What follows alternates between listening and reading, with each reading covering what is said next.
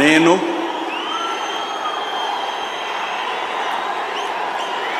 నారా చంద్రబాబు నాయుడు అనే నేను శాసనం ద్వారా నిర్మితమైన భారత రాజ్యాంగం పట్ల నిజమైన విశ్వాసం, విధేయత చూపుతానని,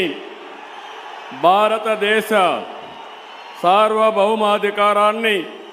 సమగ్రతను కాపాడుతానని ఆంధ్రప్రదేశ్ రాష్ట్ర ముఖ్యమంత్రిగా నా కర్తవ్యాలను శ్రద్ధతో, అంతఃకరణ శుద్ధితో నిర్వహిస్తానని, భయం కానీ, పక్షపాతం కానీ, రాగద్వేషాలు కానీ లేకుండా రాజ్యాంగాన్ని, శాసనాలను అనుసరించి ప్రజలందరికీ న్యాయం చేకూరుస్తానని దైవ సాక్షిగా ప్రమాణం చేస్తున్నాను.